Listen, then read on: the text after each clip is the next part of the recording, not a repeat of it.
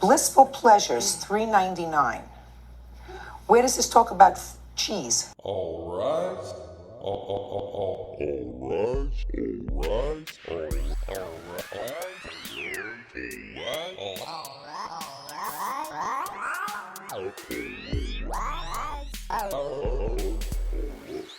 For Judging Judy. All right.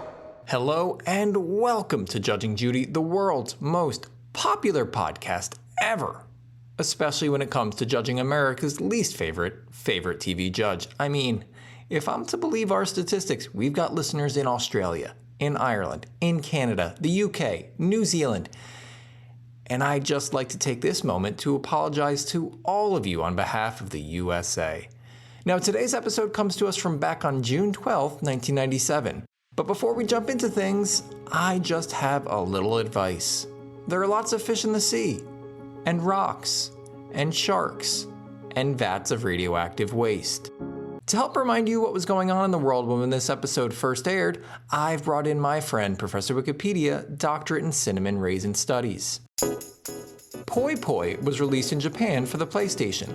The party game allowed players to battle other players in a variety of environments using various props such as rocks, logs, and blocks of ice. Players could also pick up and throw opponents directly. One reviewer said the game was so addictive that they couldn't put their controller down. They did not, however, say if they threw the controller at one of their opponents instead. The MLB's first regular season intra-league game was played between the Texas Rangers and the San Francisco Giants. Traditionally, teams from baseball's National and American leagues only faced one another during exhibition games or the World Series. Interleague play gradually opened competition between the NL and AL throughout the season, blurring any remaining distinction between the formerly separate entities. If you had strong opinions about the change then, or God forbid still have strong opinions now, I have a feeling I know who you voted for in the 2024 elections. The Globe Theatre was officially reopened by Queen Elizabeth II after more than 4 years of reconstruction. The modern Globe Theatre is an academic approximation based on available evidence of the 1599 and 1614 buildings. Despite the fact that one of his plays was being performed, playwright William Shakespeare was unable to attend that night due to a scheduling conflict. Thanks for the help, Professor Wikipedia. Now let's check in on the New York Times crossword for that day back in 1997. The clue for 18 across is Harvest Man, and the answer is Daddy Longlegs. Finally, let's look at the US box office for 6/12/97. Number 3 was The Fifth Element. Number 2 was The Lost World Jurassic Park, and number 1 was Con Air. According to Rotten Tomatoes, in Con Air, just paroled Army Ranger Cameron Poe is headed back to his wife, but must fly home aboard a prison transport flight dubbed Jailbird with some of the worst criminals living. Today, the worst criminals living are ICE, and they're the ones flying the planes. To track their illegal, immoral, unethical, and depraved deportation flights, visit the ICE Flight Monitor Project hosted by Human Rights First at humanrightsfirst.com. Let's get to the teaser for today's episode. A wedding coordinator got the bride and groom's name wrong. Amanda Hugginkiss? Hey, I'm looking for Amanda Hugginkiss. Why can't I find Amanda Hugginkiss? Jackson, right? We said right. She opens the door and said, introducing Mr. and Mrs. Foster. Foster, Australian for Jackson. He did order a punch and cake reception for $499. Gosh, I remember when you could get punched in the face for free, and now they charge you an arm and a leg and a fist. All parties on Jackson versus Bray, step forward, please. Diane Jackson is an angry bride. Our bride NATO Diane is suing her wedding planner Monique for kind of ruining her big day. Apparently, Monique not only got the names wrong, but they also ran out of food at the wedding. Now, I feel like that could be the guests' fault as much as it is the wedding planners, but I suppose it's bad form to sue your wedding guests. I suppose it's also bad form to eat all the food at a wedding, so what do I know? Hey, you two, congratulations. This whole thing here was beautiful. Now, don't mind me. I'm just gonna take this suckling pig with me for the ride home. Diane brought her now husband, Timothy. He's all smiles in a denim corduroy button-up shirt, and he's holding a transparent plastic takeout container. It's like the kind of thing you'd get at a bodega from a guy who knows all your darkest secrets. Did Timothy bring his lunch into the fake courtroom? Maybe after the trauma of running out of food at the wedding, he's resorted to carting his food around with him at all times, lest someone with a taste for suckling pig filch it away from him. Is that your lunch? Dear listener, I promise you, I saw the transparent container, I paused the video, I wrote a bunch of funny notes, but I was convinced it wasn't actually his lunch. I was happy to make a joke that it was at his expense, of course, but I was convinced it wasn't his lunch. And then I hit play, and I heard this. Is that your lunch? That's right, like God's own words coming down to me from a fake courtroom up there in heaven. I heard these words. Is that your lunch? Amen. It turns out it wasn't his lunch, but flowers, which means that Judy put on that bib for nothing. You can take the A1 steak sauce back, Bailiff Bird. Your Honor's not gonna, you know what? Actually, just leave it, just in case. Back to the case at hand, given its legacy as a city of decency and fidelity, Timothy and Diane's wedding was in Vegas. The bill for the thing came to $1,250, and Judy sums the whole thing up for Diane by calling it a disaster. Kind of like thinking a plaintiff's witness brought lunch they would share with you, only to find out it was actually flowers. So you want your money back, plus a couple $100 for aggravation. Diane started planning her wedding by consulting a list of chapels as provided by the Vegas Chamber of Commerce, America's most romantic Chamber of Commerce. She zeroed in on one facility in particular because of their in-house wedding planner. Wonderful lady, very detail-oriented, and she was the reason I chose the chapel. However, after working for over 6 months with this other planner, after being delighted in every way possible with them, she found out just 1 month out from her wedding that this other planner had been fired. Not literally, of course, though.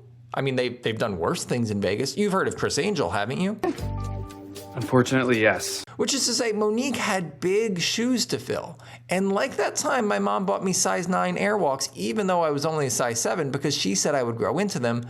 Fill them, Monique did not. Couldn't find any of my paperwork, had no record, and said the day was booked. Suggesting to me that perhaps they were justified in getting rid of the previous planner. It sounds like she was very attentive, very diligent.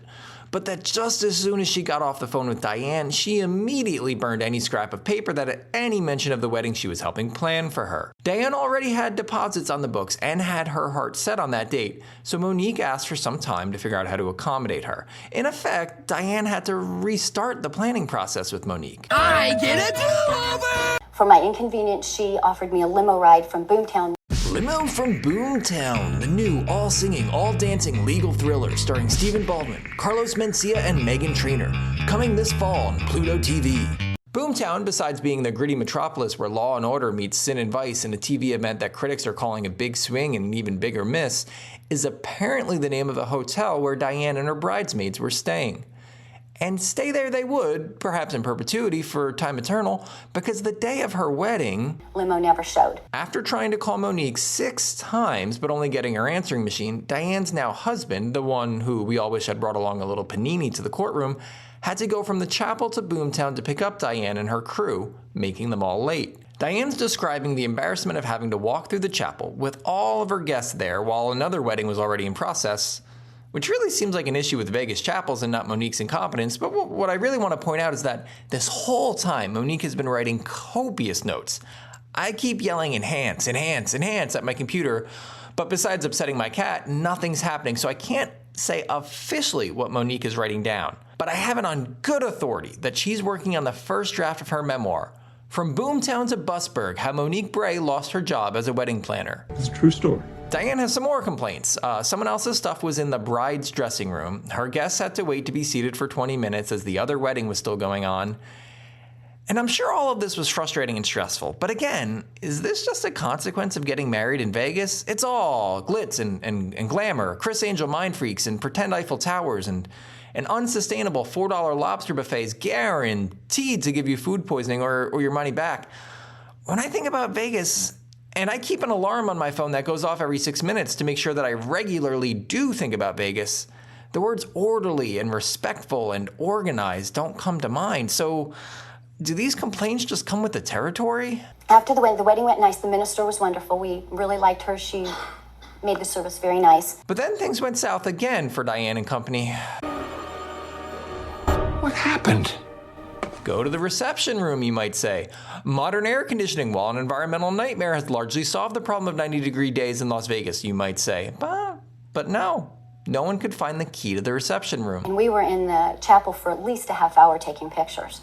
and they were standing out there. It was about 90 degrees in Las Vegas that day. And even once they found the key, and even after people had presumably said things like, "Whew, sure was hot out there," things got worse still. And once we got inside, Martha, who's the assistant for the chapel, had asked us 3 times walking over what our last name was. We told her Jackson every time. 3 times? It's a good thing their last name wasn't Beetlejuice. She opens the door and said, "Introducing Mr. and Mrs. Foster." I wonder if this is normal. I'm not kidding. I wonder if Vegas wedding planners, limo drivers, whatever, they do so many of these weddings. They have so much volume that they just don't care. That's not a defense of their behavior, not at all. But I wonder if the wedding professionals Vegas, they know that no matter what, people will continue to want to get married in their desert sweat stain, and so they really don't have any incentive to do a good job. What are you gonna do instead? Get married in Reno? You think Tanjet in Reno cares any more about your wedding than the people do in Vegas? Of course she doesn't. You'll come crawling back. You'll come crawling back even if they give you wilted dandelions instead of roses. Even if they put Jell-O in the pockets of your tuxes. Even if the limo turns out to be a rickshaw and you're the one who has to pull it. Reno, are you hearing this? We're still called the Fosters every now and then by friends and family as a joke. By those who survived the Vegas heat with Jell-O in their pockets, yes. Now it's time to eat. Diane had ordered a relatively modest spread for the reception. Cheese and crackers, punch and cake. But what she got still underwhelmed her. There was a huge buffet table, all set up with nothing on it but one tray with a small amount of cheese and crackers. And you just know it was like 2 dozen of those little plastic packets that had a small tub of mustard-colored cheese, 6 stale saltines, and a little red stick for spreading that absolutely snapped in half if you even thought about using it. Suffice to say, this feast was not fit for the 60 folks Diane and Timothy had at their reception. Not unless each of them were willing to Lady and the Tramp some of the crackers, and then, even then, it would have required a fair amount of polyamorous coupling in order to satisfy everyone's appetite. So let's get freaky. Diane says she brought a video of 30 people waiting in line for a small tray of crackers. We haven't seen the video, and I don't know if we will, but you've got to feel like a real chump by what, like the 10th person, the 9th? You know you're not getting any crackers. You know you're gonna starve. I'm sorry for you, I am, but go sit down. Standing up and waiting for crackers you're not gonna get doesn't accomplish anything for anybody. Let me see your video. Oh, it's an audio-only podcast. I just don't think the format really lends itself to video, and honestly, I don't understand the big shift to video in podcasting. I mean, I get it. It opens up more ad opportunity. Oh, you meant the cracker video. Okay, this thing was filmed on the same Minolta camcorder Thomas Edison used to film the sinking of the Hindenburg. The quality is atrocious. But okay, there is one shallow glass bowl, perhaps wide enough to hold a basketball. Inside it, there are maybe 75 Ritz crackers making a few concentric circles. And then inside that is a blob of something, which I'm led to believe is cheese, but what looks strikingly like a lamb's brain. There are also some leaves as garnish. They look like plastic and not the edible type. Diane says that this is one of 2 identical trays they had that day, probably because in order to use the carpool lanes in Vegas, you have to have more than 1 tray of crackers in your car at all times. Diane further claims that though vegetables and dip were promised, they never materialized. You promise. But all these people are waiting for that one little plate. It was gone 10 people in. Okay, I was wrong. Number 9 in line was still feeling good about themselves. Until they realized they had been waiting in line for Ritz crackers and brains. Of course, Diane was left embarrassed by the whole debacle and undoubtedly found herself quite hungry. She says guests scrambled to find more food, though none was forthcoming. We paid for $150 worth of cheese and crackers. We maybe got, according to what Price Club we went and looked, we got about $16. Oh, but you gotta understand, it's quality over quantity. You take a bite of one of these crackers and you'll see what I mean. You had Ritz before, but you ain't had Ritz like this. And this brain masquerading as cheese, put a little of that soft brain tissue in your mouth, close your eyes and tell me it don't taste like heaven. You might not get much by way of crackers for $150, but the crackers you get will be the best crackers of your life. Coming back from a break, Judy lets Monique have her say, lest she otherwise hold her peace, and we start with the Phantom Limousine. Actually, when my limousine driver showed up at Boomtown at 12:15, there was no way to reach this lady. What do you think the best dish is at the restaurant at Boomtown? Boom and onion. What does the cleaning staff use to make the facilities there look so spotless? Mop and a boom. What do they call the penthouse suite at the hotel there? a boom with a view. Hey, that's more than enough. All right. Judy stops Monique in her tracks, wondering why pickup had been scheduled for 12:15 when the wedding was for 1, not concerning at all that Monique might employ a driver with no respect for speed limits. Monique says that this is always how she does things, 45 minutes before showtime so that the brides have time to change at the chapel. She goes on to say that it's probably about a half-hour drive from Boomtown to the chapel, though this suggests to me that there is remarkably little margin for error. So what that gives them is 15 minutes to get into their wedding gown and to get freshened up with makeup and to do their hair. Is that what you're telling me? All that, and the ceremonial pre-wedding Silence of the Lambs escape room. Very little margin for error indeed. Monique clarifies that normally brides get more time, but that Boomtown's distance from the venue cut that short. And I suppose sending the limousine earlier was as impossible as getting cheese that didn't look like it came from a slaughterhouse. I wanted to compensate for the problems she had had with Linda and not finding her file and so on, so I went out of my way to accommodate her. Which is great, awesome, perfect. But you screwed up doing it. And you going out of your way to accommodate her, but doing it poorly, means your nice gesture was a net negative. If you can't do your base job, doing extra and doing it poorly is only gonna make it worse. Judy, saying the limousine situation was a mess, wants to move on past it, so Monique's witness quickly hops up with pictures in her hands. There! Pretty as a picture. These are the photos that the photographer took of their wedding. I'm not sure what photos the wedding photographer could have that would materially change much about the case. Did he take candids of the guests not sweating in 90-degree heat? Did he take some of them heartily enjoying their ration of crackers? But anyway, Judy takes a look at them all the same. Alexandra, the witness with the pictures, also says she has a copy of the brochure with the package that Diane purchased. I think it's called the Puttin' on the Ritz No Pudding Included package. No, that wasn't my package, no. Monique and Alexandra clarify. Diane's package was actually better than the one in the brochure. Remember, Diane got crackers. The one in the brochure, crickets. Live crickets. What ours was for $3.99. It was called Blissful Pleasure. Right. I think most people in Las Vegas purchasing a package called the Blissful Pleasure would expect something quite different from what Diane received. And it wouldn't have had a thing to do with crackers. We see a litany of posed photos from the wedding and they look fine. It all looks a little prom-like, a little cheesy, albeit probably intentionally. You can imagine You Ain't Seen Nothing Yet playing from a boombox next to them. But they're fine. And while she didn't praise the photographer like she did the minister, Diane had no complaints about the photographer, so I don't know why we're looking at these. Just for fun. That's no fun. Blissful Pleasures, $3.99. Where does this talk about cheese? That's all well and good, but when are we gonna get to the cheese? Blah, blah, blah. Somebody do me a favor and let's cut to the cheese. Diane explains that they had nothing in writing when it comes to the reception, which might hurt her case. Also, what? You planned for months. You replanned after the departure of the qualified wedding planner, but you didn't have a contract for the food? I don't even know how that's possible. There's a brief moment when it appears that the case is over, that the judge is going to give Diane the sad news that without something in writing, she's going to have to settle for 2 plates of crackers and suspicious cheese. But then Monique and Alexandra clarified that they have paperwork related to the unyeasted feast. Bundle of crackers and cheese? A flurry of papers moves from the defendants to the judge, from the judge to Diane. It's the right paperwork, it's the wrong paperwork, it has to do with the brochure, it's general, it's not from Diane's actual wedding. I'm getting secondhand paper cuts seeing it all shuffle around. I was never sent any receipts for the reception. That's what I want to see. She received all her copies. I don't have them. Does that look? I got them the day after the wedding, and all I Just got a second. Just a second. Thankfully, Judy intercedes and proves that sometimes experience makes the difference. I've had a couple of weddings. Repeat bride Judy Scheinlin explains how traditionally, when working with a caterer, you work out ahead of time based on a list what's going to be served at an event. Monique insists that this happened, which suggests that you can't chalk up this mess to her not knowing things. She knows things, she just doesn't care. And then things devolve again into a lot more paper shuffling and murmuring. Do you understand? The date of the wedding is up there. Excuse me. Hold it, please. The date of the wedding is always at the top of the receipt. Finally, Judy delivers her lunch meat-based feelings on the whole situation. That's a lot of baloney. It's taken 29 episodes, but that's what I should have named this podcast. Is it too late? Is there still time for me to be the host of That's a Lot of Baloney? All you're doing right now is making me hungry.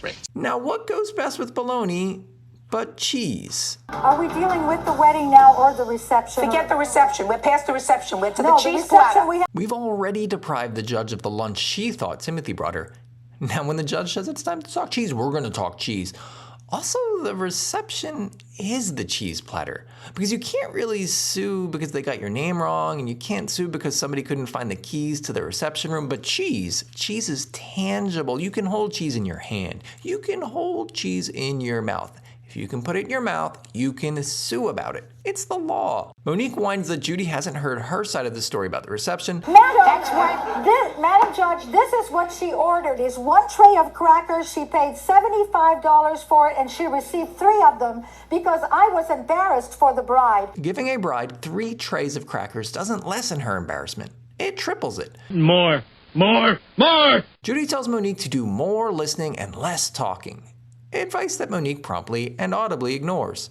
Eventually we get a little bit of closure. Nobody, not Diane or Timothy, not Monique or her witness Alexandra, nobody has any contracts. There are receipts and brochures and bits and pieces of the Da Vinci Code, but no contracts. However, she did order a punch and cake reception for $499 for an hour and a half in the reception room. Monique, again, insists that the only other food ordered was a $75 cracker tray. She says she augmented it herself by adding in a free vegetable tray. I don't know if this is instead of the free cracker tray, and I don't know if I care. Suffice to say, it seems like this lady's always looking at food trays to solve other people's problems. What's the better cure for wedding embarrassment? 2 free cracker trays or 1 free vegetable tray? And a bonus question, what's the least embarrassing vegetable? Water chestnuts? Wrapped in bacon? Email judgingjudypod@gmail.com or comment. I gave it to her out of the kindness of my heart because I felt sorry for her. A well of kindness only as deep and wide as a plate of broccoli florets and baby carrots. Also, if you're yelling about things you did out of the kindness of your heart, something's gone wrong. On your own receipt it says, large veggie tray. Nothing in this case has really changed for the past 8 or 9 minutes, and I don't expect it to change much from here on out. We haven't had much movement. We've pretty much been stalled since the video of the diminutive tray.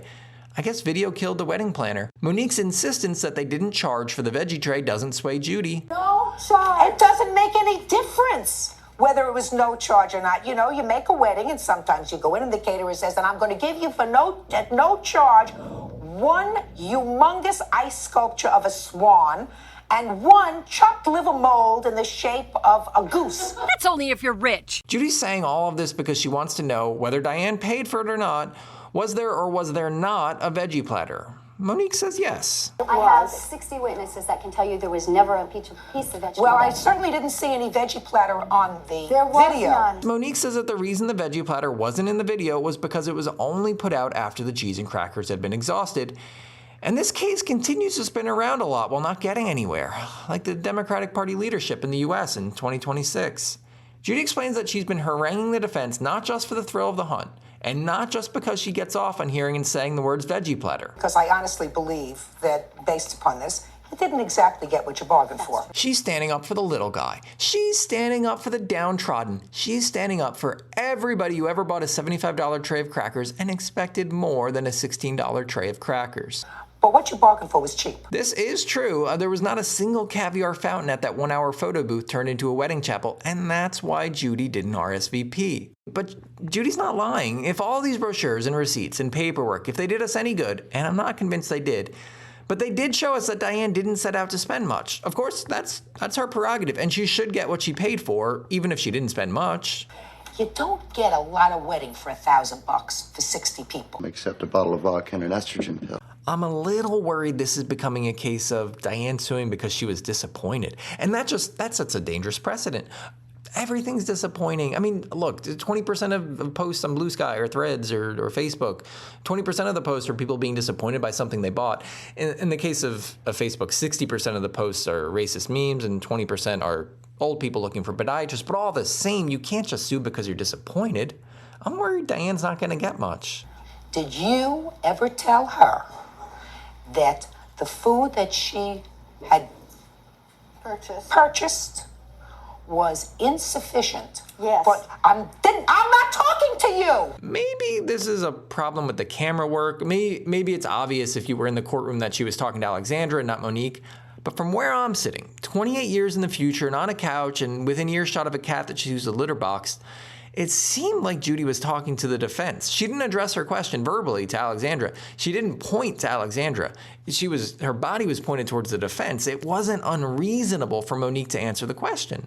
Or at least not as unreasonable as Judy's reaction to her. Did you ever tell her that the food that she had purchased was insufficient for the number of guests? Our facility did. Did you ever tell her? Eventually, Alexandra says no. The question then bounces back to Monique, who claims she did tell Diane this, but she does so in a way that only further enrages Judy. And at this point, she's gone full Hulk. She's big. She's not gigantic.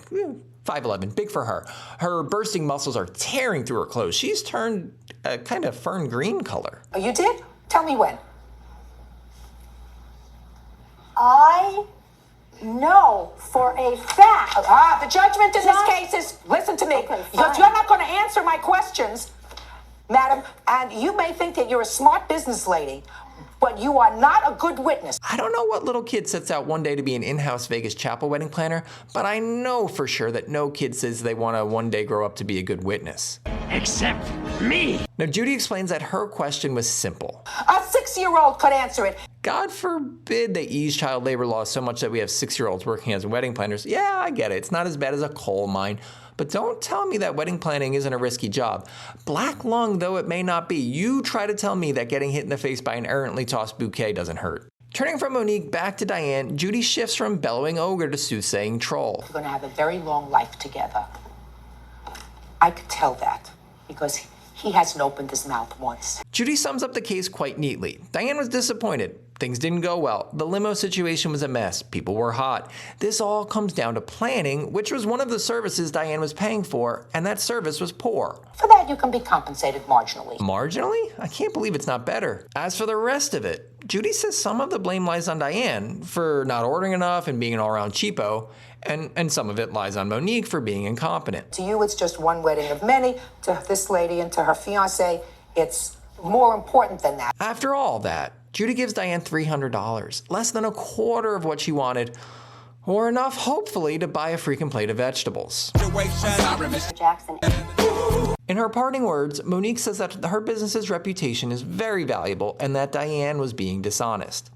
Here's a general rule. If your reputation is valuable to you, don't go on Judge Judy. The only person whose reputation has improved as a result of Judge Judy is Judge Judy. Enjoying the pod? Consider supporting us by sending $1 or $2 our way at tiptopjar.com/judgingjudy. Or don't, whatever. I'm not your boss. Now it's time for the part of the show you've all been waiting for. And no, I'm not gonna give you my grandma's Rice Krispie treat recipe. Number 1, she didn't have one. And number 2, that recipe will go with me to my grave. No. This is the part where I judge Judy. I have a whole bunch of things I keep in mind, but when it comes right down to it, what I care about most is justice. Justice for the plaintiffs, justice for the defendants, justice for you, and justice for me. Let's start at the top with Judy's ruling. It was perfectly fine. I mean, it's unfortunate that things went so poorly for Diane on her wedding day, but I kind of agree with the judge that her expectations might have outpaced what she actually paid for, and that mismatch might have colored her overall experience in perhaps an unfair way. And then if we go to Judy's behavior, it also was fine. Her temper tantrums at the end were a little over the top, but I think she genuinely was getting frustrated at Monique and that it showed. But what my judgment comes down to today is the entertainment factor of the episode more than anything else. This episode, specifically the middle 60%, was really boring. We spent way too much time talking about trays of food. They could have cut out almost all of it and given us a cleaner, quicker, and simpler case. Instead, we got a lot of paper changing hands, a lot of talk about phantom trays and trays that were paid for and weren't paid for, and stuff that I just couldn't convince myself to care about. It dragged worse than a 60-person line for 2 trays of crackers. For whatever else this episode was, it wasn't a good watch. And for that reason, today Judy is guilty. That noise means it's time for Hangman. But this isn't the Hangman you played as a kid, when you really ought to have been procrastinating. No, this is Hangman with stakes. And this week, we're putting toasters on the gallows. Though once a stalwart in kitchens across the world, toasters have fallen on hard times. They've been relegated to the bottom shelf of cabinets across the world in favor of the Instant Pots, the rice cookers, and worst of all, the toaster ovens of the world. Toaster ovens once studied under the tutelage of toasters at an appliance dojo, but that was before the student betrayed the master. And to be honest, that's a story for a different day. Today, here, it's the last chance for toasters. If I win, they'll survive. And hey, they might even enter a renaissance. They might be called upon again to make things a little harder and a little browner. However, if I lose, toaster ovens will not just be sent to the shadows. They'll be banished for good. Just like waffle irons and salad spinners before them, toasters will be a thing of the past. As always, I'm using hangmanwords.com, and this week I'm returning to their geography words list. As a reminder, I can make 6 incorrect guesses, 6 letters that aren't in the word until I lose. And yep, I know this would be better on a visual medium. So we're on their geography words list, and today's answer is 2 words. Each of them is 4 letters. And remember, we're doing it for toasters today. If I lose, toasters are gone. In tribute to toasters, let's start with the letter T. There's 1 T. It is the first letter of the second word. So I have 4 blanks, a space, T, and then 3 blanks. Let's start on the vowel side with E. There's 1 E, it's the last letter of the first word. So blank, blank, blank, E, space, T, blank, blank, blank. Let's try R. No R. So my hangman has a head, and I have 5 more incorrect guesses to spare. Let's go with O. There's 1 O, it's the second letter of the second word. Blank, blank, blank, E, space, T-O, blank, blank. Wasn't kidding, and that this would be a lot better on a visual medium. Let's try L. No L. So I have 4 more incorrect guesses, and my little hangman here has a torso. Let's try C, as in, sure would be cool if there's a C in these words. There is. C, blank, blank, E, space, T-O, blank, blank. So I think the first word is cape. I'm gonna go with A, and it is, and P. So I have cape, and then T-O.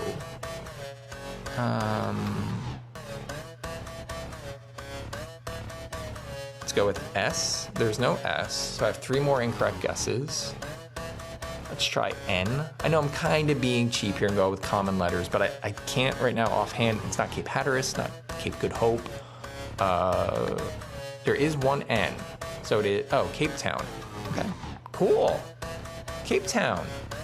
You know what? If you're in Cape Town, if you're in Johannesburg, if you're in any number of other, Pretoria, if you're in any number of Bloemfontein, I'm gonna keep kind of stalling. Anyway, if you're in South Africa, in Cape Town, Bloemfontein, Johannesburg, no matter where you are in South Africa or the world, go get your toaster, hug it, kiss it, plug it in, use it, because we saved it today. We saved it together on Judging Judy. With our final few moments, I wanted to share an out-of-context quote from Judge Judy. He was like a projectile. He was like a projectile. That's it. Share, like, subscribe, and fornicate, but whatever you do, don't stay at Boomtown.